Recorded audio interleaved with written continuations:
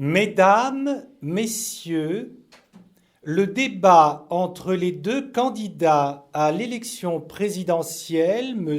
Valéry Giscard d'Estaing et M. François Mitterrand, ouvre la campagne électorale à l'ORTF pour le second tour de cette élection. Son importance est à la mesure de l'enjeu. Le 19 mai, vous élirez l'un de ces deux candidats président de la République. C'est donc un grand événement sans précédent à la télévision française. Cette confrontation, vous le savez, doit avoir lieu dans des conditions d'équité irréprochables que les deux candidats sont en droit d'exiger. Nous nous y efforcerons. D'ailleurs, vous en serez les juges. Des chronomètres sont en place qui permettront de mesurer exactement le temps de parole utilisé par chacun des deux candidats. Et c'est le tirage au sort qui a décidé que le débat va très bientôt être ouvert par M. Valéry Giscard d'Estaing, et toujours pour respecter scrupuleusement une égalité totale entre les deux candidats, c'est donc M. François Mitterrand qui aura le dernier mot à la fin pour les conclusions. M. Valéry Giscard d'Estaing, le tirage au sort vous a désigné pour ouvrir cette discussion. Vous avez donc la parole. Et puisque je suis le premier à avoir la parole, permettez-moi d'abord de vous dire bonsoir et de poser la question suivante. Quelle est l'utilité de ce débat? À quoi peut-il servir? Les électrices et les électeurs ont désigné deux candidats pour le second tour de l'élection présidentielle, et ces deux candidats sont donc François Mitterrand et moi-même. À cette occasion, je remercie les 8 300 000 électrices et électeurs qui m'ont désigné pour participer à ce second tour.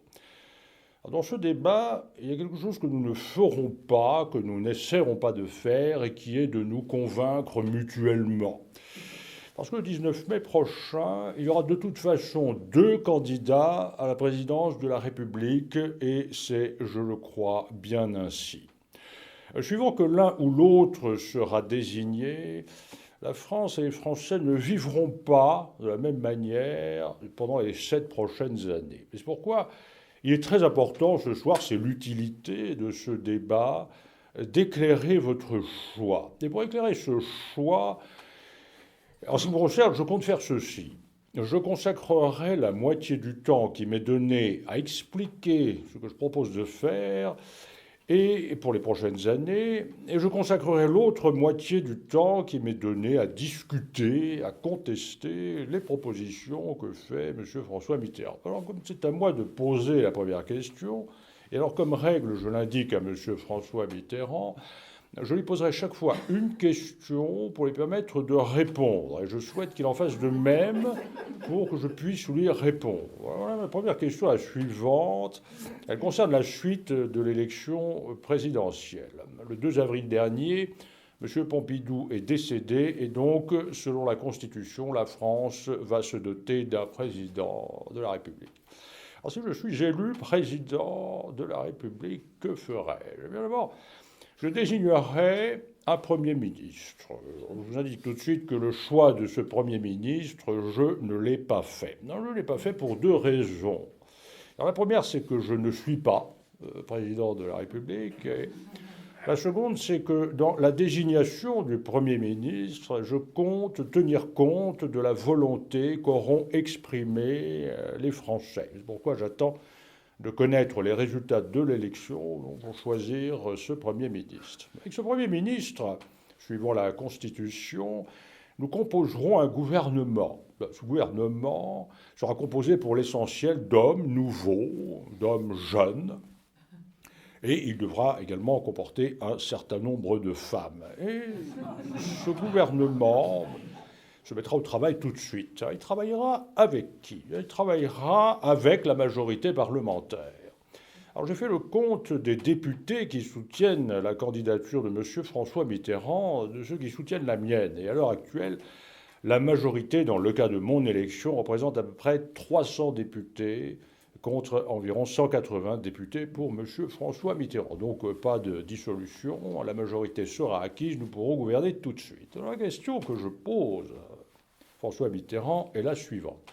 S'il est élu président de la République, à quelle date la France aura-t-elle à la fois un gouvernement et une majorité permettant à ce gouvernement de travailler? Eh bien, je suis là pour vous répondre, avant de poser moi aussi des questions. La Constitution existe, elle implique des obligations. Ce que vous avez décrit, ça c'est la réalité de demain. Elle s'imposera à moi comme à vous. Élu le 19 mai, j'aurai donc à choisir un Premier ministre, je le ferai. J'ai déjà dit, plus avancé que vous dans cette affaire, que je choisirai un député socialiste. Ensuite, il appartiendra au Premier ministre de présenter la liste de ses ministres, de constituer le gouvernement. Alors que fera ce gouvernement? Il devra présenter un programme. Quel sera ce programme? Il conviendra de s'attaquer d'abord à ce que M. Giscard d'Estaing a jusqu'ici beaucoup négligé, je veux dire à l'inflation, à la hausse des prix. Il faudra véritablement tenter d'arrêter cette sorte de débandade qui fait que le gouvernement actuel accepte tout et n'importe quoi, de peur peut-être de se compromettre ou de prendre ses responsabilités, ou bien alors parce qu'il estime que l'inflation profite aux intérêts de ceux qui lui sont chers. Ce plan anti-inflation sera donc soumis aux députés. Les députés l'accepteront ou le refuseront. Il est évident que si l'Assemblée nationale ne devait pas accepter ces orientations, elle serait dissoute, comme le prévoit la Constitution. Oui, alors c'est ça le point important. Et je trouve qu'ici, en venant ici, j'écoutais la radio dans mon auto et que M. Marchais parlait très clairement et indiquait qu'il y aurait, selon lui, 7 ministres communistes au gouvernement. Alors, votre gouvernement, il faut être honnête, vous serez conduit à demander la dissolution de l'Assemblée nationale. Engagement qui figure dans le programme commun que j'ai apporté ici, d'ailleurs, avec le texte de la Constitution. Votre premier gouvernement devra nécessairement, c'est son engagement, ne s'appuyer que sur la majorité de gauche issue du suffrage universel. Et vous savez que cette majorité n'existe pas à l'Assemblée nationale. Donc il faut être clair. Un gouvernement avec 7 ministres communistes et une dissolution voulant dire qu'il ne pourra y avoir de travail parlementaire, donc de programme de lutte contre l'inflation, M. Mitterrand, qu'au plus tôt à la fin du mois de juillet. Il semble que vous ayez besoin de relire la Constitution, que vous avez apportée, je l'ai moi aussi d'ailleurs, elle pourra vous servir le cas échéant. Elle comporte des explications qui vous seront utiles. Il semble que vous n'ayez pas une notion très exacte du rôle de président de la République. Le président de la République n'a pas à présenter un programme de gouvernement. Il a pour mission essentielle de proposer de grandes orientations, de grandes directions, des options à long terme concernant le type de société à laquelle il est attaché, qu'il propose aux Français et dont il demande les suffrages. Tout le reste tente de nous entraîner, mais je suis prêt, naturellement, dans le domaine de la petite politique, celle qui consiste à savoir de quelle façon les gouvernements s'opposeront au Parlement ou s'accorderont avec lui au cours des mois prochains. Mais c'est très important, M. Mitterrand, très important, c'est la vie quotidienne des Français dans les prochains mois.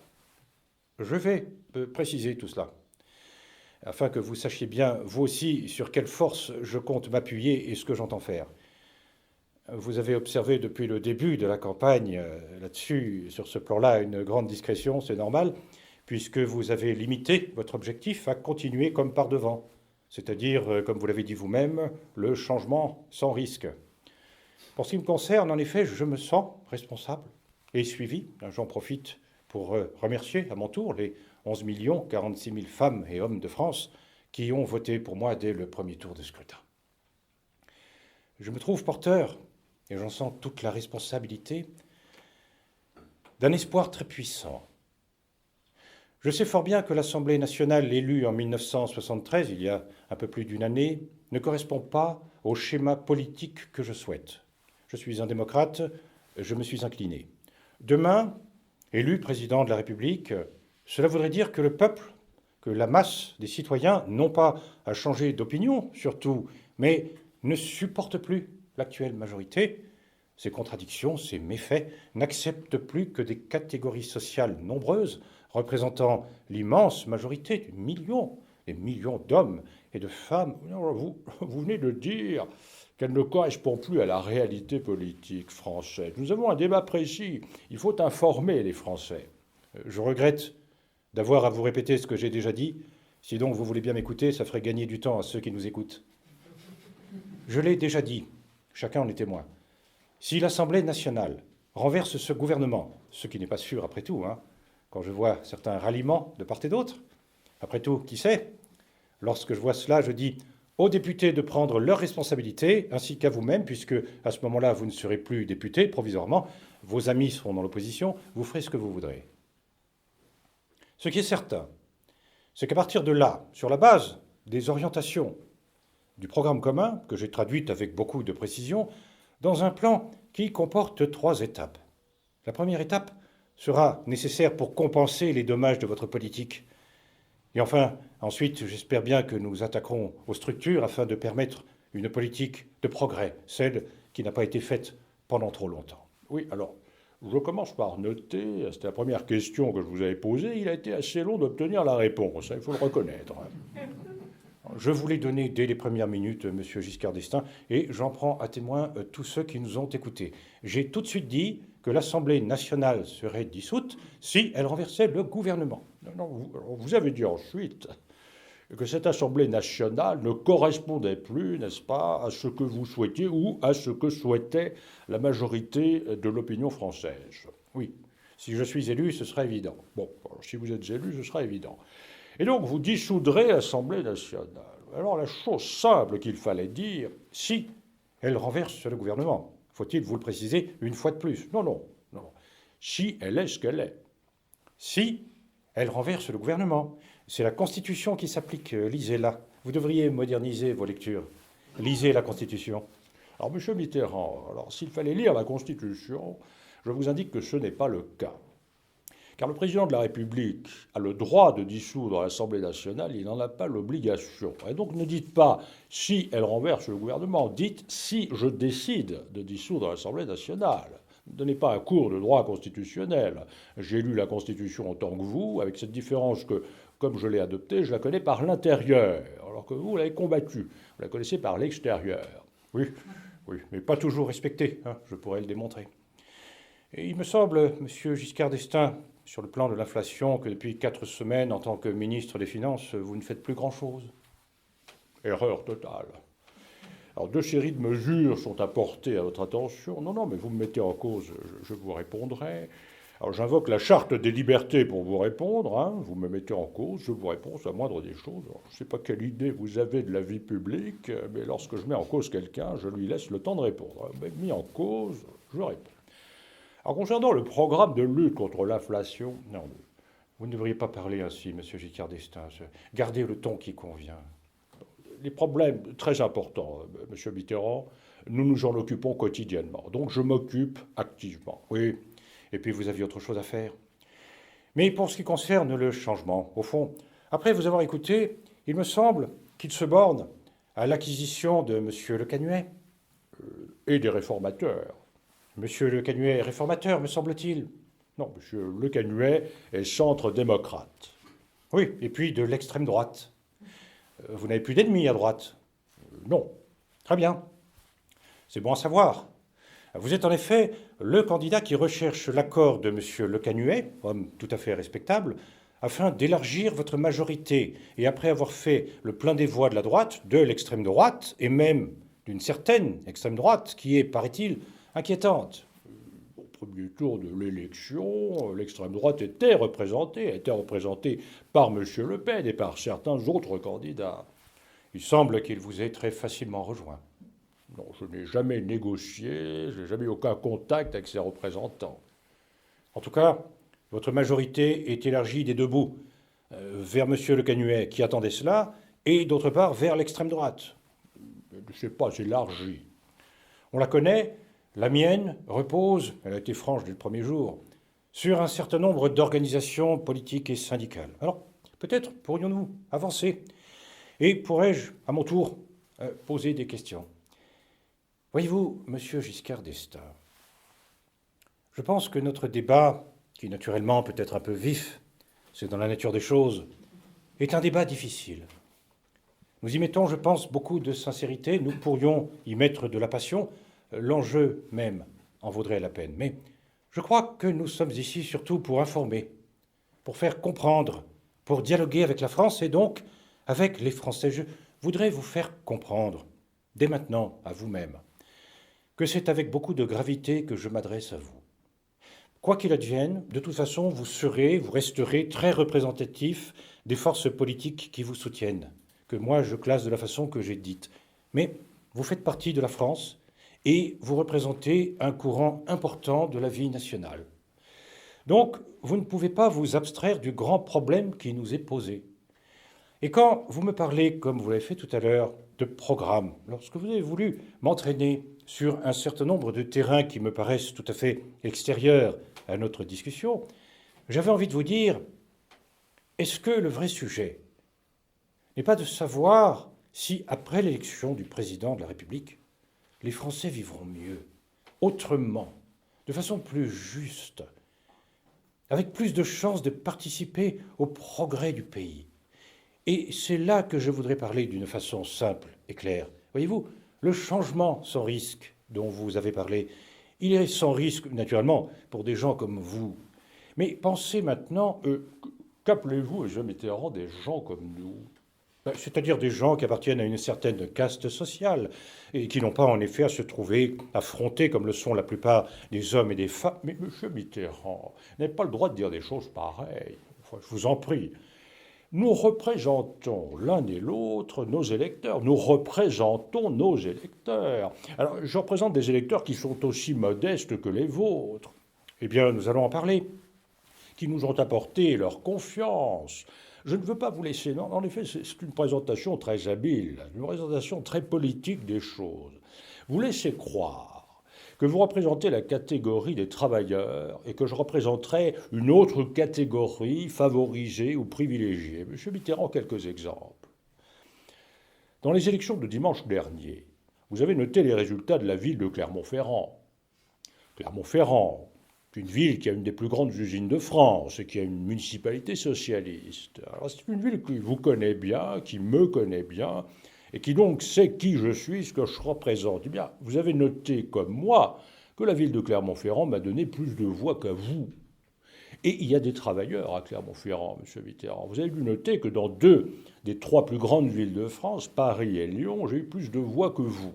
Il n'y a pas de travailleurs, M. Mitterrand, à Paris et à Lyon. Il n'y a que des privilégiés. Alors, je ne veux pas laisser dans ce débat glisser cette insinuation, cette présentation politique qui est de faire croire qu'il y a la France qui travaille, qui vous soutient, et la France qui ne travaillerait pas, ou moins, et qui me soutiendrait. Nous avons chacun le droit de représenter la France qui travaille. Il y a une politique qui défend la France qui travaille et que j'entends représenter, et une politique qui lui nuit et qui sert les intérêts des classes privilégiées, c'est la vôtre. Et c'est tout le problème. Alors ça, c'est une caricature que les Français ne reconnaîtront pas. Eh bien, essayons d'approfondir cette discussion. Non, M. Mitterrand, il ne faut pas procéder par affirmation. Je vais les démontrer si vous m'en laissez le temps. Non, il faut mettre ces conclusions à la fin de la démonstration et non pas au début. Car il n'y aurait pas eu 8 300 000 voix qui se seraient portées sur mon nom si votre analyse était exacte. Alors, apportez la démonstration de ce que vous dites et moi, je vous apporterai la démonstration du contraire. La démonstration, vous l'avez apportée depuis 10 ans. C'est la difficulté de votre situation, car lorsque vous parlez du changement, j'ai toujours envie de dire, le changement, au fond, qu'est-ce que c'est? Eh bien, c'est de faire ce que vous n'avez pas fait. Et qui peut le faire? D'autres. Voilà, c'est aussi simple que ça. Or, vous m'avez parlé de Clermont-Ferrand. Alors tout de même, si à Clermont-Ferrand, on ne vous avait pas donné la majorité, quand on sait l'espèce de satisfaction locale que l'on peut éprouver à l'égard d'un homme politique important. Et à Lyon, et à Paris. Est-ce que vous voulez que nous fassions le compte, Monsieur Giscard d'Estaing, de l'ensemble des villes de France et des départements de France où je suis arrivé largement en tête? C'est tellement écrasant, à l'exception, en effet, du seul centre de Paris. On sait de quelle façon la ville de Paris a été vidée de beaucoup de ceux qui l'habitaient au bénéfice de bureaux, d'administration et de quartiers résidentiels. Nous pourrions en parler, mais cela risque de nous entraîner bien loin. La ménagère, la mère de famille, qui s'intéresse à notre débat ce soir, Monsieur Giscard d'Estaing, elle s'intéresse, elle est là. Elle a besoin qu'on lui parle de choses pratiques.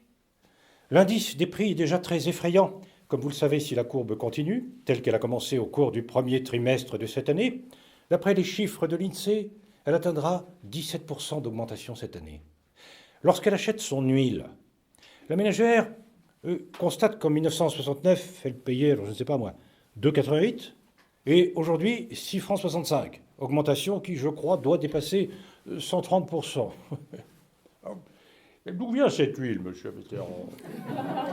Est-ce que vous vouliez prendre des exemples précis? D'où vient cette huile? Elle vient de l'arachide, qui elle-même vient d'un pays extérieur. Les producteurs d'huile qui n'ont pas acheté leur huile à l'extérieur ont aligné leur prix. La production d'arachide est entièrement importée. Vous avez pris un très mauvais exemple. Prenez un exemple de produit français. L'arachide, nous n'y pouvons rien. Vous connaissez le Sénégal comme moi. Vous savez fort bien que les prix de l'arachide ont été décuplés. Et que c'est un pays, vous savez bien, que toute huile, d'où qu'elle vienne, même lorsqu'elle ne vient pas de l'étranger, se trouve alignée sur le même prix. Ce qui revient à dire que même lorsqu'il n'y a pas d'explication, l'explication que vous donnez, de toute façon, on va à la hausse et vous n'y faites rien. Eh bien, la ménagère, la mère de famille qui achète le lait, qui achète tous les produits de première nécessité, ensuite se rend compte des immenses difficultés qu'elle a, par exemple, lorsqu'elle habite dans un quartier éloigné, pour placer son enfant dans une école maternelle, puis pour lui trouver un premier emploi, même lorsqu'il a obtenu le diplôme d'un institut technologique, parce qu'on n'a pas reconnu les équivalences nécessaires. Il sort de l'université, de l'école du peuple, alors naturellement, il est moins bien soigné que s'il sortait d'une école commerciale, vers laquelle on aura dirigé quelques subventions. À partir de là, c'est l'angoisse quotidienne. Il ne faut pas faire le catalogue des problèmes, M. Mitterrand, il faut faire le catalogue des solutions. Le risque pour eux, c'est que tout continue comme ça a commencé. Or, l'explication, c'est que vous n'avez pas consacré aux équipements sociaux, à l'hôpital, à la maison de retraite pour les personnes âgées, à l'école, les sommes que vous auriez pu leur consacrer après avoir constaté que la richesse de la France, qui est le fruit du travail de tous, est confisquée par une minorité. C'est ce que je voulais dire. Oui. Alors, M. Mitterrand a recensé les difficultés quotidiennes des Français. Les difficultés quotidiennes des Français existent naturellement. Le gouvernement, moi-même, nous sommes efforcés au cours des dernières années de remédier à ces difficultés quotidiennes des Français. C'est ce que nous voulons faire. C'est apporter des solutions plus larges et plus amples encore à ces difficultés. Alors, M. Mitterrand part d'un raisonnement sur le passé. J'aurais préféré, et je lui ai dit, parler de l'avenir. Je n'arrive pas à le faire parler de l'avenir, c'est impossible. Il parle toujours du passé. Alors, l'élection présidentielle, pourtant, c'est le choix des 7 prochaines années. Ce n'est pas le choix des 7 dernières années.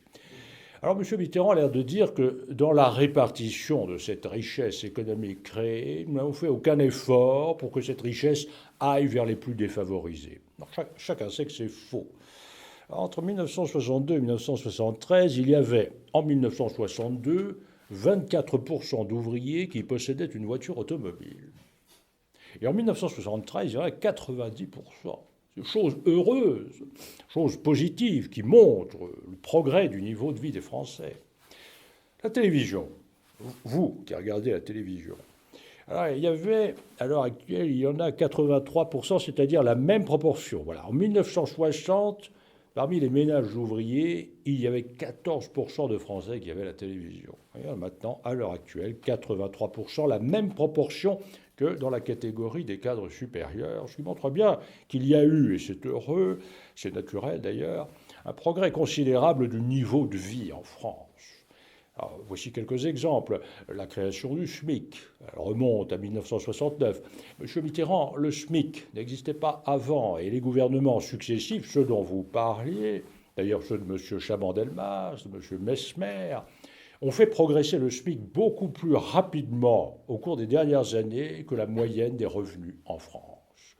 Et donc il y a eu un effort actif de meilleure répartition des ressources en France. Et le problème, c'est d'accentuer cet effort, de le poursuivre et non pas du tout de revenir en arrière pour discuter sur ce qui aurait pu ou dû être fait. Et d'autant plus facilement, M. Mitterrand, que l'on ne portait pas le poids des choses. Car il est très facile, en effet, lorsqu'on a été éloigné du pouvoir, lorsqu'on n'a pas connu les crises intérieures ou extérieures, les difficultés monétaires, les incertitudes de l'inflation mondiale en 1972-73, de procéder à une sorte de discours distributif où l'on répartit les richesses que l'on n'aura pas créées soi-même. Concernant l'emploi, il faut savoir que depuis 1969, c'est un chiffre très frappant, il a été créé en France, je ne dis même pas j'ai créé, je ne prétends pas du tout que ce soit moi, plus d'1 200 000 emplois, c'est-à-dire plus que dans les 70 années précédentes. Mais par contre, je sais très bien que ce progrès social de la France, nous ne pouvons le faire que dans une France prospère et non pas dans une France désorganisée. Or, dans votre programme, il y a la désorganisation de l'économie française. Votre futur Premier ministre, je ne sais pas si c'est lui, M. Gaston Defferre, a écrit hier qu'il n'y aurait que 9 nationalisations au début. Alors vous savez très bien que c'est inexact. J'ai là le programme sous les yeux, il y a 9 nationalisations industrielles. Il y a ensuite la nationalisation de secteurs entiers, comme le secteur du crédit, comme le secteur des assurances, comme le secteur des sociétés de portefeuille. Donc ce n'est pas 9 nationalisations, c'est bien davantage. Et dès le départ, vous créerez le désordre des structures économiques en France, sans aucun profit ni pour le progrès économique, ni pour le progrès social. Il n'y a pas un Français à l'heure actuelle qui puisse croire que c'est en collectivisant l'économie française qu'on accélérera son développement. Dans la première partie de votre exposé, vous en aviez bien le droit, puisque j'avais pris un peu d'avance sur vous, vous m'avez répondu que les catégories sociales les plus modestes avaient plus profité que je ne le croyais du progrès social. Je maintiens ce que je disais.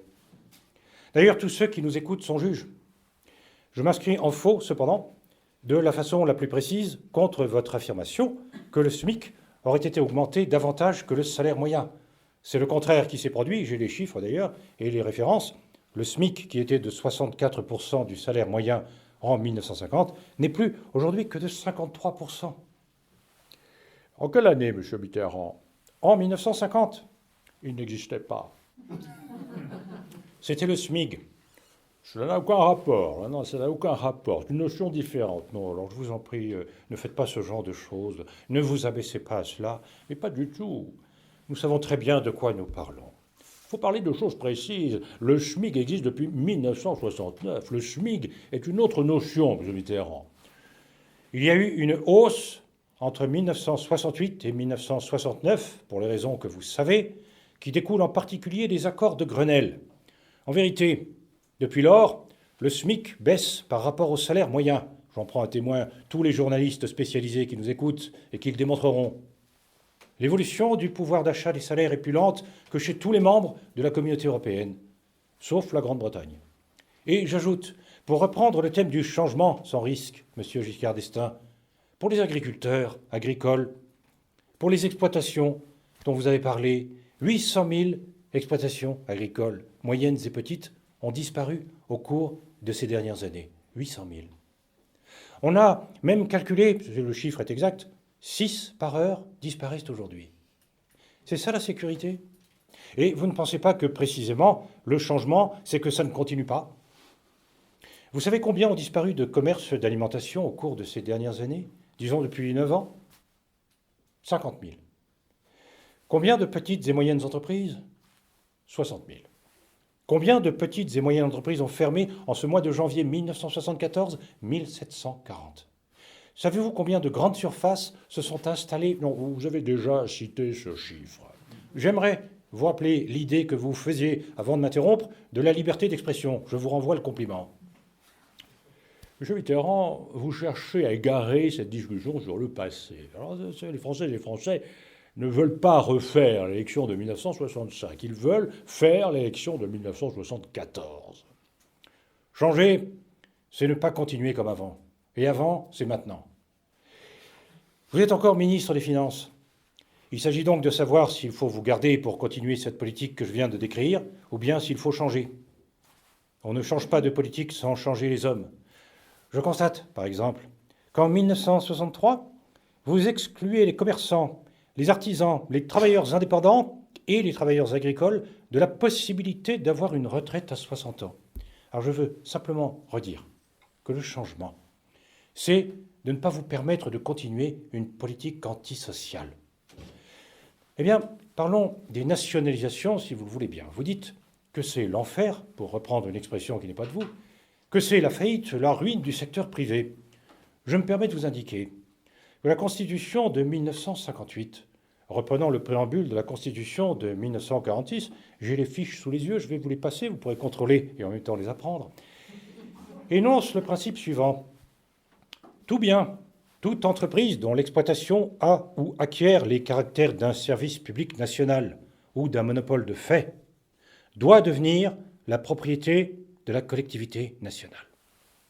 Et c'est en raison de ce principe constitutionnel que figure dans notre préambule que le général de Gaulle, d'ailleurs, les 4 et 5 mars 1945, devant l'Assemblée de l'époque, a prononcé un discours dont le titre était ainsi rédigé « L'État doit tenir les leviers de commande » et dans lequel il disait, contre votre avis d'aujourd'hui, « Oui, nous affirmons que c'est le rôle de l'État d'assurer lui-même la mise en valeur des grandes sources d'énergie, charbon, électricité, pétrole, ainsi que les principaux moyens de transport, ferrés, maritimes, aériens, et les moyens de transmission dont tout le reste dépend.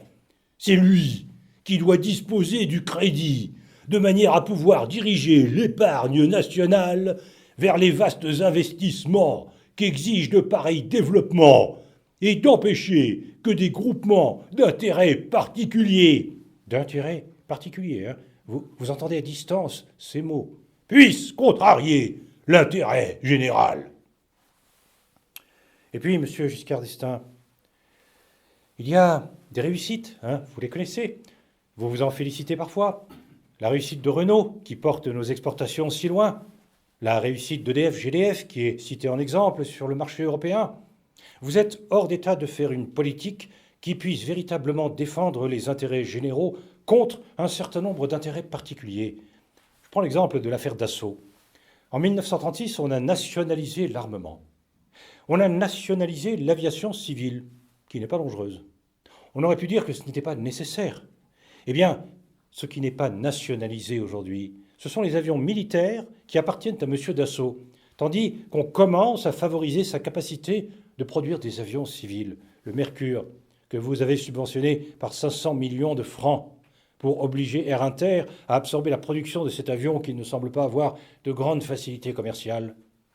Vous venez de financer des avions d'assaut et de disperser, de liquider, de gaspiller les fonds publics. Ce n'est pas logique, ce n'est pas correct. Permettez, de toute façon, c'est à moi d'avoir la parole. Vous voulez me la rendre, vous préférez la reprendre? Non, je la reprends tout de suite parce que je ne peux pas vous laisser répandre des insinuations de votre part. Non, pas des insinuations, des affirmations et des accusations. Oui, des affirmations d'allure insinuante. Pas du tout. Très ferme, cela figure dans les textes officiels. Absolument. Ce qui prouve encore que nous ne cachons rien. Alors vous savez très bien, nous aidons l'aviation civile, parce que si nous n'aidions pas l'aviation civile, il n'y aurait pas d'aviation civile française. À Toulouse, on construit le Concorde. Vous avez dit qu'il fallait aider le Concorde. Et je m'étonne qu'un homme comme vous trouve une telle attitude critiquable. Non, ce que je trouve critiquable, c'est que cela serve les intérêts d'une seule personne. Nous ne versons jamais d'argent, comme vous le dites, à une seule personne. Et je ne me propose pas de nationaliser d'entreprise si je suis élu président de la République. Parfait. Alors vous laisserez cette entreprise gagner sur l'argent des contribuables des sommes considérables. Non, nous ferons en sorte qu'il ne soit jamais accordé de subventions ou d'aides que pour des projets précis, sur des justifications contrôlées, notamment contrôlées par les services techniques et financiers, ce que nous avons toujours fait jusqu'ici. Alors j'ai noté que dès qu'il s'agissait de parler de l'avenir, vous ne pouviez pas en parler. Vous n'en parlez pas, M. Mitterrand. Il y a déjà 1 heure que nous sommes ici. Je demanderai au gouvernement de nationaliser les entreprises, les 9 entreprises industrielles qui détiennent un secteur clé de l'économie d'une façon monopolistique, avec une indemnisation des actionnaires parfaitement honnête. Et ce que je peux vous dire, M. Giscard d'Estaing, c'est qu'en l'espace de 20 ans, tous les porteurs auront échangé leurs titres, n'y perdront rien, et cela coûtera 1 milliard par an.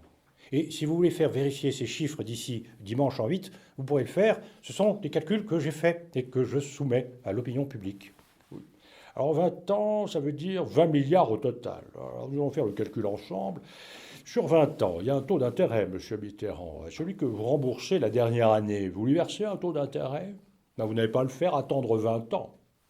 Je tiens à vous préciser qu'en l'espace de 20 ans, cela coûtera 2 milliards. Ah bon? C'était 1 milliard tout à l'heure. Vous devriez m'écouter jusqu'au bout. La polémique ne servira pas à notre entretien. Non, mais il faut éclairer les chiffres. 1 milliard entrera en compensation chaque année pour que ces actions gardent leur valeur. Ça coûtera 1 milliard afin de permettre à l'État de se comporter honnêtement à l'égard de tous les porteurs. Les choses sont claires ainsi. D'ailleurs, cela a été appliqué comme cela au cours des nationalisations de 1945 et vous savez fort bien que dans un certain nombre d'entreprises, les porteurs s'en sont fort bien trouvés. Donc, il ne s'agit pas de nous égarer. Alors, je dis que le problème pour les Français, c'est que le changement leur permette non seulement d'espérer, mais aussi de construire autre chose. Non seulement sur le plan des revendications matérielles, mais aussi sur le plan de la qualité de la vie, sur le plan de la redistribution d'une croissance nationale qu'ils ont fabriquée de leurs mains et avec leur esprit, et dont ils ne reçoivent que la petite part. Voilà l'accusation que je fais à l'égard de votre politique. M. Mitterrand, j'ai compris. Il a fallu du temps pour le comprendre. Ça ne paraît pas un point essentiel que pour vous, le changement se réduisait à me voir partir du ministère de l'économie et des finances. C'est un changement, ce n'est pas un changement considérable. Pour ma part, je pense que le changement, ça consiste à conduire l'économie, le développement, le progrès social des Français dans d'autres directions. Alors, je note, parce que c'est très important, n'est-ce pas, qu'il est impossible avec vous d'avoir un débat sur l'avenir. C'est impossible. C'est un débat de contentieux sur le passé. Vous êtes un homme qui est lié au passé par toutes vos fibres. Et lorsqu'on parle de l'avenir, on ne peut pas vous intéresser. Monsieur Mitterrand, le changement, avec moi, c'est que si je suis élu président de la République, on cessera de parler du passé, y compris avec vous, que j'espère avoir le plaisir de rencontrer, et qu'on parlera des problèmes d'avenir de la France, parce que c'est celui-là qui m'intéresse. Et je ne crois pas que les Français, à l'heure actuelle, ça les passionne de savoir ce que vous auriez fait comme ministre des Finances en 1960. Alors, c'est très intéressant comme sujet, mais ce n'est pas sur quoi ils comptent organiser leur vie future. Ce qui les intéresse, c'est de savoir qu'on ne continuera pas la croissance de la France en lui faisant subir une vague de nationalisation et de bureaucratie. D'ailleurs, les grands pays socialistes voisins l'ont parfaitement compris, puisqu'ils ont rayé de leur programme partout ces objectifs. D'ailleurs, vous ne le maintenez dans le vôtre, c'est tout à fait clair, que sous la pression insistante de vos grands alliés communistes. Parce que vous savez très bien que dans une économie moderne, ouverte, européenne, la nationalisation ou la bureaucratisation ne font pas progresser l'économie ou le progrès social, vous le savez autant que moi. Ce qui m'intéresse, moi, c'est de dire ceci. Il est fondamental, par exemple, de développer l'égalité des chances pour les jeunes Français. C'est fondamental, beaucoup plus intéressant que de savoir ce qui s'est passé en 1962, M. Mitterrand. C'est ce dont je parle depuis le début, c'est le débat que vous avez fui. Ah bon, alors vous en parlez mezza voce parce que je n'ai rien entendu. Le changement, c'est de faire autre chose que ce que vous avez fait pour rétablir la justice sociale. Bon, c'est ça, alors il faut dire quoi? Eh bien, il faut donc faire une politique de justice sociale. Alors je suis encore en retard sur vous, M. Mitterrand, laissez-moi parler. Donc, c'est de développer l'égalité des chances pour les jeunes Français. Ce qui veut dire que le problème de l'éducation, le problème de la formation, par exemple, sera au centre des préoccupations du futur président de la République, si je suis élu. Je voudrais dire à M. Giscard d'Estaing que je cherche à comprendre les raisons de sa politique. Je cherche à la comprendre. Je vois, et je suis d'accord avec lui, qu'il convenait de donner à la France une structure industrielle qui lui permettait de prendre rang parmi les grandes puissances, bref, d'épouser son temps. Il est un peu plus jeune que moi. Bref, on pourrait dire que depuis la fin de la dernière guerre mondiale, nous avons connu deux périodes. La première a été essentiellement de tenter de réparer les dommages de la guerre. C'était difficile. Ce régime a fait beaucoup, c'était la 4e République, et puis il a sombré. La 5e République, sur ses bases, a cherché à donner à la France sa structure industrielle. Elle n'a pu le faire, indépendamment des qualités de chacun, que par un formidable mouvement de travail et de grands sacrifices supportés par ceux qui ont accompli ce travail. Des salaires assez bas, une progression très lente, une hausse des prix très vive, un nombre d'heures de travail très long, des logements sociaux en trop petit nombre, des écoles fournies à des enfants paysans, ouvriers ou de la petite bourgeoisie de bourgs ruraux dans des conditions très rares, je pense surtout à l'école maternelle. Bref, dans la difficulté. Et cependant, on a bâti tout ça, nous, les Français. On a bâti tout ça. C'est ce que vous appelez à juste titre la croissance. Encore faut-il donner un sens humain à cette notion de croissance. La France est devenue plus riche parce qu'il faut le dire, ça ce n'est pas de la polémique entre nous, on s'y est tous mis. Et quand je dis on s'y est tous mis, pensons surtout à tous ceux qui ont mis la main à la pâte, qui en ont été les véritables artisans. Les ouvriers, travailleurs, cadres, agriculteurs, commerçants, ils ont tous travaillé pour que la France vive mieux. Beaucoup d'intelligence, la recherche, la science. Le moment est venu, M. Giscard d'Estaing, depuis longtemps, où il aurait fallu utiliser cette richesse créée par tous afin que le plus grand nombre vive. C'est presque naturellement une question d'intelligence, c'est aussi une affaire de cœur. Il n'est pas acceptable qu'il y ait une petite catégorie de privilégiés qui sont servis par toutes vos lois, en particulier par vos lois fiscales, et qui se tirent de tout, qui reçoivent des jetons de présence, des tantièmes, des bénéfices dans les conseils d'administration, des sommes énormes, scandaleuses, que la plupart des grandes sociétés aient des bénéfices sans comparaison possible avec qui que ce soit d'autre, tandis que tant de millions de gens vivent difficilement. Alors, je crois que la troisième époque de notre histoire, je parle de l'avenir, M. Giscard d'Estaing. Oui, alors vous parlez de l'avenir en prenant sur mon temps, M. Mitterrand. Il y a beaucoup de choses à rectifier sur ce que vous venez de dire. C'est de répartir plus justement les fruits de l'effort national. Et c'est là que j'engage ma candidature.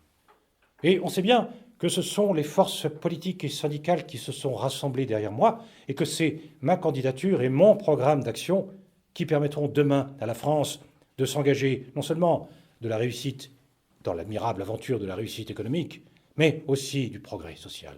Et c'est là tout notre débat.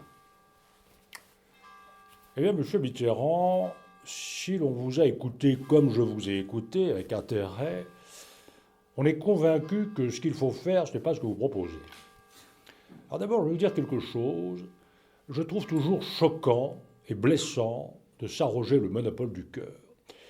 Vous n'avez pas, M. Mitterrand, le monopole du cœur. Vous ne l'avez pas. Sûrement pas. J'ai un cœur, comme le vôtre, qui bat à sa cadence et qui est le mien. Vous n'avez pas le monopole du cœur. Et ne parlez pas aux Français de cette façon si blessante pour les autres. Alors, concernant ce qui a été fait au cours des dernières années, nous avons, la collectivité française, à travailler. Vous avez reconnu vous-même qu'elle avait travaillé dans la bonne direction, puisque, en quelques années, nous avons fait de notre pays un pays moderne. Je suis convaincu que si je suis élu président de la République, les personnes âgées, les travailleurs au SMIC, les jeunes, M. Mitterrand, connaîtront les mêmes réalisations que celles que vous ambitionnez de faire. Vraiment, moi, je ferai ces réalisations à partir d'une économie en progrès. Alors que vous avez l'idée étrange en vérité de vouloir faire ces réalisations à partir d'une économie brisée. Il n'y a pas de progrès social en France si nous ne continuons pas à développer une économie moderne. Et l'erreur, à mon avis, fondamentale de la politique que vous proposez, parce qu'enfin nous sommes un peu dans l'avenir, dans ce point du débat, l'erreur fondamentale, c'est de briser l'instrument. C'est-à-dire de proposer aux Français un programme de gestion économique dont aucun pays comparable ne veut, parce qu'ils ont observé la mise en œuvre de pareilles techniques et de pareilles solutions, et ils savent très bien que cela arrête le progrès économique. Alors moi, mon ambition, parce qu'en effet, vous l'avez dit, je suis un homme jeune, et un homme jeune, il a de l'ambition de faire quelque chose, et vous dites toujours que mon ambition, c'est la croissance. Pas du tout.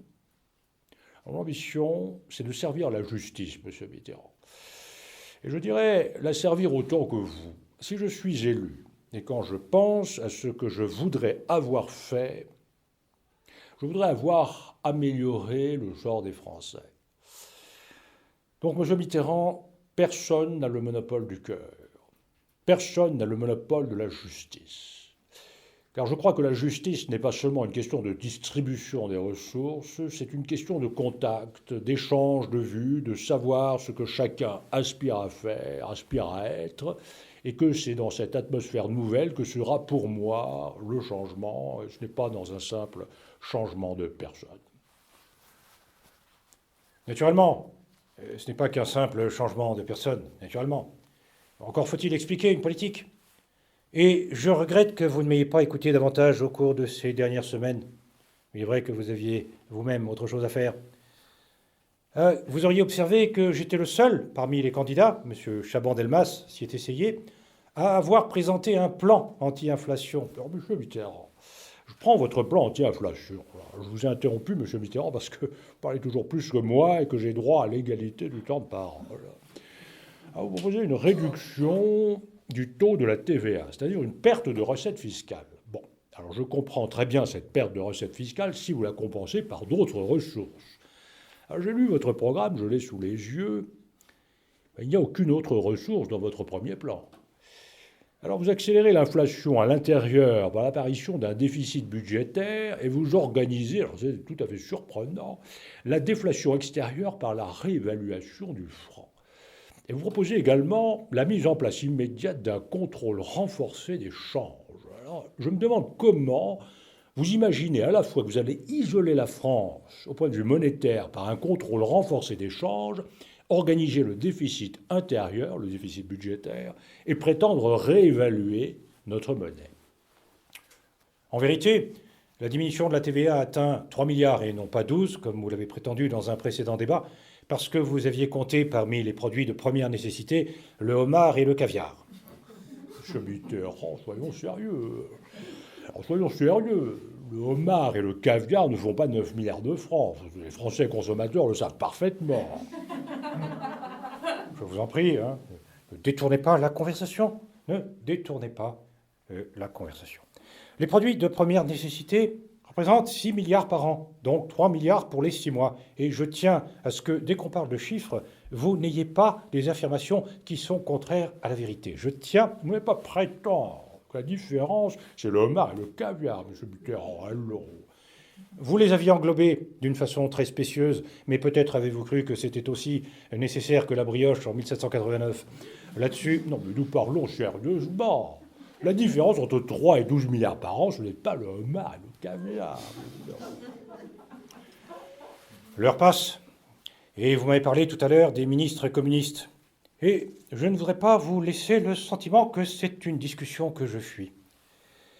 Il y aura, si je l'emporte, des ministres qui représenteront l'ensemble des formations politiques, y compris le Parti communiste. Alors, le problème est de savoir s'il y a un interdit. Le problème est de savoir s'il est aujourd'hui interdit de faire en France ce qui est fait en Finlande, ce qui est fait en Islande, ce qui a été fait par le général de Gaulle, je l'ai déjà très souvent répété, en France en 1944 et en 1945, ce qui a été fait en Italie, en Belgique, au Danemark, en Hollande. Il s'agit de savoir si c'est interdit alors que cela se fait au Japon, simplement parce que c'est moi et que ce sont les communistes français. Et là-dessus, vraiment, je trouve que s'adresser aux Français en leur disant « je veux être le président de tous » à l'exclusion de 5 millions d'entre eux, simplement parce qu'ils votent communiste, c'est inadmissible.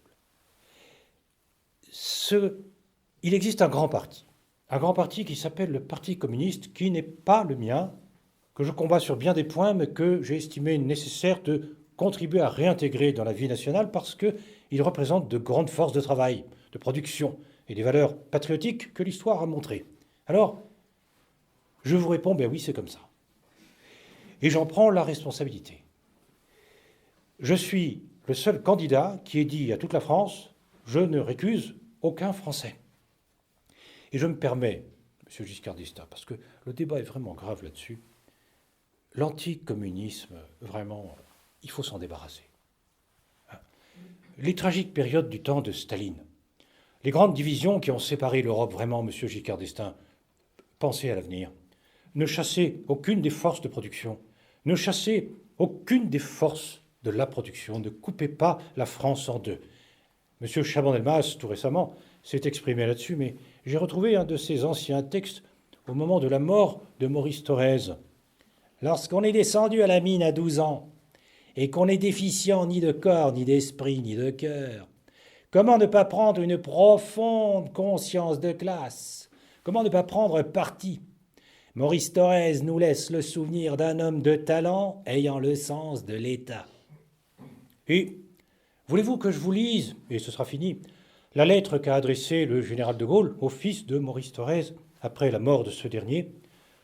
Pour ma part, je n'oublie pas qu'à une époque décisive pour la France, le président Maurice Thorez, quelle qu'ait pu être son action avant et après, a, à mon appel, comme membre de mon gouvernement, contribué à maintenir l'unité nationale. Alors je suis en retard, naturellement, parce que M. Mitterrand parle plus que moi et que je m'efforce de temps en temps d'avoir accès au droit à la parole. Alors je dirais à M. Mitterrand qu'il ne s'agit pas du tout de cette théorie de couper la France en deux. Qu'est-ce que ça veut dire? Nous sommes là pour parler simplement des choses. Il y a l'élection présidentielle, il y a deux candidats, il y aura toujours deux candidats. L'un sera élu, l'autre ne sera pas élu. Et je n'emploie pas même l'expression, vous le voyez, sera battu. Non, je dis, ne sera pas élu. Ce sera vous, ce sera moi. Et je ne considère pas du tout que la France, M. Mitterrand, sera coupée en deux. Les Français ne vont pas se classer. Ils vont choisir leur président de la République. Ils vont choisir l'homme qui leur donnera l'impression d'une certaine sincérité, d'une certaine simplicité, d'une certaine sécurité. Alors c'est comme ça qu'ils vont se prononcer. Pourquoi voulez-vous que cet homme, une fois élu, alors si c'est vous, M. Mitterrand, ou si c'est moi, ait l'idée qu'il faut couper la France en deux? Alors je pense que ce sera un homme de réconciliation. Moi, je serai un homme de réconciliation. Je ne serai pas un homme de revanche. Je considère, M. Mitterrand, que les électeurs communistes sont des Français comme les autres, mais je l'ai dit, le Parti communiste, et vous le savez très bien, ce n'est pas un parti comme les autres. D'ailleurs, vous le savez très bien parce que vous citez des exemples intéressants de l'Islande, de la Finlande. Mais enfin, la France, ce n'est pas l'Islande. La France n'est pas la Finlande, M. Mitterrand. D'abord, la Finlande a une frontière commune avec l'Union soviétique. Nous n'en avons pas. Quant à l'Islande, elle n'a pas les mêmes problèmes économiques, sociaux, internationaux. Oui, enfin, elle fait partie de l'OTAN. Elle fait partie de l'OTAN, qui est le traité militaire de l'Atlantique Nord. Elle est l'allié des Américains. C'est ça. Mais je répète qu'aucun pays du marché commun, même élargi, n'a à l'heure actuelle de communistes au gouvernement. Même un pays où le Parti communiste est très actif et très influent, comme l'Italie, n'a jamais eu de ministre communiste au gouvernement. Non pas qu'il ne s'agisse d'hommes qui ne puissent pas faire partie de la représentation nationale. J'ai reçu à mon ministère récemment une délégation du Parti communiste qui venait m'entretenir des problèmes de l'inflation. Je trouve tout à fait normal d'avoir cette discussion avec eux. Mais installer au gouvernement, selon M. Marchais, 7 ministres communistes qui auront des secteurs dont certains seront importants, qui seront ou bien l'éducation, ou bien l'agriculture, les affaires étrangères, ou les forces armées, à moins que vous les excluiez peut-être de ces ministères. Installés pendant 5 ans en France, à la tête des grandes administrations nationales, 7 ministres communistes, c'est à mon avis un risque qu'un homme d'État ne peut pas prendre. Il peut parfaitement, comme vous, avoir des négociations avec le Parti communiste, il peut demander le soutien du Parti communiste dans telle ou telle circonstance, dans telle ou telle partie de son programme. Mais par contre, installer à des leviers de commande, de responsabilité et de formation 6 ou 7 ministres communistes pendant 5 ans, c'est un risque qu'un homme d'État français ne doit pas prendre. C'est le risque qu'a pris le général de Gaulle. Monsieur Mitterrand, n'invoquez pas trop le général de Gaulle. Rappelez-vous mai 68, Monsieur Mitterrand. Lorsque vous avez déjà voulu faire la même tentative en mai 68, parce que vous aviez songé à faire également un gouvernement avec les communistes, rappelez-vous la sévérité avec laquelle le général de Gaulle s'est exprimé à propos de cette tentative et de ceux qui la menaient. Mais je termine sur ce point. Autant il est souhaitable que des hommes d'inspiration et de formation socialiste puissent participer à des responsabilités au gouvernement, autant il est très grave de prendre le risque, à l'occasion des élections présidentielles, d'installer pour 5 ans dans des postes de responsabilité des ministres communistes. Enfin, je vous dirais franchement, c'est un risque que personnellement, de toute façon, pensant à la France et pensant aux Français, je ne prendrai jamais. Alors pour la politique étrangère de la France, en 2 minutes, je garderai 3 minutes pour ma conclusion. Alors pour moi, ce qui est très important, c'est d'abord le maintien de l'indépendance et de la grandeur de la France. La France, pour moi, n'est pas un pays quelconque. C'est un pays dont le président de la République doit servir l'indépendance et la grandeur. Et mon deuxième objectif, c'est de faire avancer l'Europe. Alors l'Europe est en crise. L'Europe sera en crise l'été prochain. Et il est très important que le prochain président de la République française puisse conduire une politique européenne pour la France. Enfin, au point de vue de la défense, je suis également très frappé de voir dans ce même document que l'on propose, alors je cite, le désarmement et la neutralisation du centre de l'Europe. Ce qui veut dire que dans ce cas, l'Europe sera une zone désarmée, située entre 2 superpuissances dont on n'évoque pas le désarmement. Je suis favorable au désarmement, mais qui comporte sur un pied d'égalité les superpuissances, c'est-à-dire l'Union soviétique et les États-Unis. Car un désarmement et une neutralisation limitée à l'Europe, ça veut dire l'Europe esclave. Et je souhaite l'Europe indépendante et pas l'Europe esclave. 3 minutes, oui. C'est bien rapide pour de la politique étrangère. Il nous aurait fallu un autre rendez-vous. C'est regrettable, mais nous avons parlé de beaucoup d'autres choses qui, je l'espère, seront utiles. L'indépendance. Vous êtes nés comme moi dans ce pays. N'y serions-nous pas nés que nous l'aimerions si nous devions y travailler. Nous nous sentons, je me sens, si profondément enracinés dans la vie de notre pays que l'indépendance, pour moi, c'est quelque chose d'aussi simple que ma façon de respirer. Il n'est pas possible que la France puisse se soumettre aux injonctions de quelque pays que ce soit, serait-ce notre plus fidèle et notre meilleur allié. Mais l'indépendance, ça se défend. Ça se défend avec la monnaie, ça se défend avec le travail, ça se défend avec une armée, ça se défend avec une économie qui échappe à la puissance des sociétés apatrides, des sociétés multinationales. Cela n'est pas défendu aujourd'hui. C'est ma tâche de demain. Je crois à l'Europe, Monsieur Giscard d'Estaing, et contrairement à ce que vous avez dit, le programme commun respecte le marché commun. Vous n'avez pas fait l'Europe sociale, vous n'avez pas fait l'Europe régionale, vous n'avez pas fait l'Europe monétaire, vous n'avez pas fait l'Europe des peuples. Ça reste à faire. C'est ma mission. Enfin, je pourrais continuer. Vous m'avez parlé du général de Gaulle. C'est vrai que je l'ai combattu, franchement, loyalement, devant le pays tout entier. Mes thèses n'étaient pas les siennes, le plus souvent. Vous avez dit un jour que vous aviez eu avec lui, je ne sais comment vous avez noté ce chiffre, 170 rendez-vous. Mais vous n'avez pas parlé du 171e, le 28 avril 1969. C'est le jour où vous l'avez politiquement poignardé puisque vous avez décidé sa chute. Voilà pourquoi il vaut mieux sur ce sujet que les choses soient claires. Alors je vais répondre d'abord à ce dernier trait de M. François Mitterrand. Alors, M. François Mitterrand, est-ce que vous êtes démocrate? Est-ce que vous respectez l'application d'une constitution et du suffrage? En 1969, il ne s'agissait pas d'élire le président de la République. Il s'agissait de se prononcer sur un texte qui proposait la suppression du Sénat.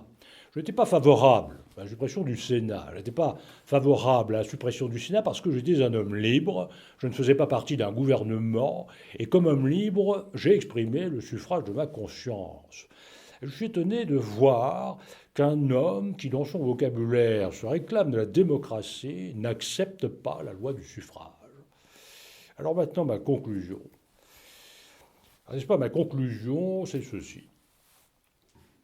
Ce qui m'a frappé, ce qui me frappe dans ce débat, M. Mitterrand, je vous le dis très simplement, c'est que vous êtes un homme du passé. C'est ce qui m'a frappé. J'aurais souhaité que nous parlions de l'avenir, j'aurais souhaité 3 fois. On ne peut pas parler de l'avenir avec vous, on a l'impression que l'avenir ne vous intéresse pas. Et dans cette élection présidentielle, si je représente quelque chose, si je crois à quelque chose, c'est à l'avenir de la France. C'est ça qui m'intéresse. Vous êtes un homme du passé. Toutes vos évocations à propos de ce que je propose, c'était le passé, c'était 1969, c'était 1962, c'était 1945.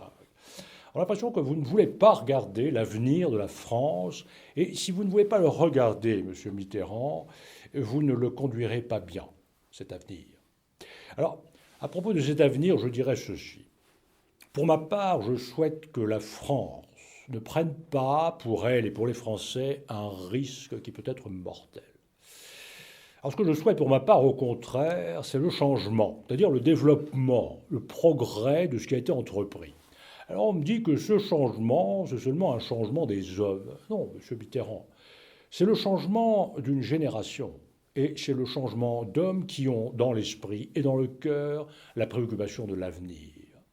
Dans les quelques jours qui vont me rester dans cette campagne présidentielle nationale, je ne parlerai pas contre vous, je vous le dis franchement, je parlerai de l'avenir de la France, parce que ce qui m'intéresse, c'est d'organiser ce changement, c'est de voir l'avenir, c'est de proposer aux Français une ouverture. Et après avoir fait l'ouverture politique que j'ai pratiquement fait tout seul, je leur propose de faire immédiatement après l'ouverture sociale.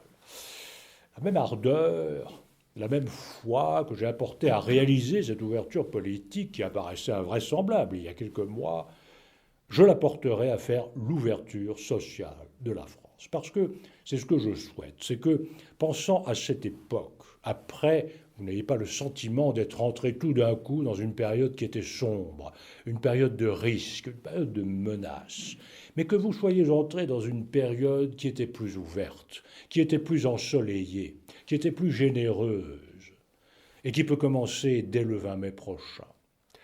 Et si vous m'élisez président de la République, ce que j'essaierai de faire, c'est que ce que nous ferons ensemble, ce sera mieux qu'avant. Monsieur Mitterrand, vous avez 3 minutes pour conclure à votre tour. Ce que vous voulez faire, il fallait le faire quand vous le pouviez. Et qu'est-ce qui vous en empêchait ? Tout simplement les forces politiques et sociales sur lesquelles vous vous appuyez.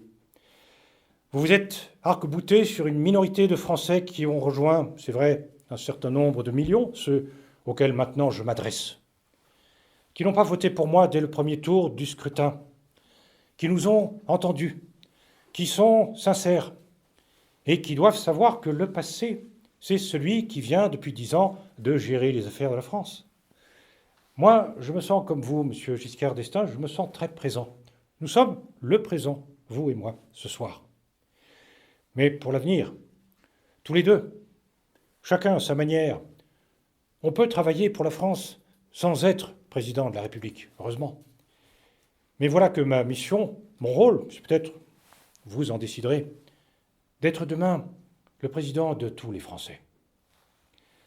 J'ai essayé, toute la soirée, d'expliquer que le changement, c'est de permettre de mieux partager les fruits de l'essor national. Non seulement sur le plan des affaires matérielles, mais sur le plan de la dignité du travail, de la qualité de la vie, de la capacité pour l'homme de dominer ses difficultés, de vivre en famille, de garder sa propriété, de se sentir libre à l'égard des forces qui s'apprêtent à l'écraser. Seulement, pour cela, il faut quelque chose de simple, il faut le dire, c'est qu'il faut aimer ce que l'on fait. Il faut aimer la France. Je crois que c'est le cas des deux candidats. Il faut aussi aimer les Français. C'est ça, l'avenir. Monsieur François Mitterrand, Monsieur Valéry Giscard d'Estaing, il nous reste à vous dire merci d'avoir accepté ce débat ouvert devant quelques 30 millions de téléspectateurs. Ce fut une grande première pour l'ORTF et pour tous ceux, je crois, qui apprécient la libre confrontation des idées.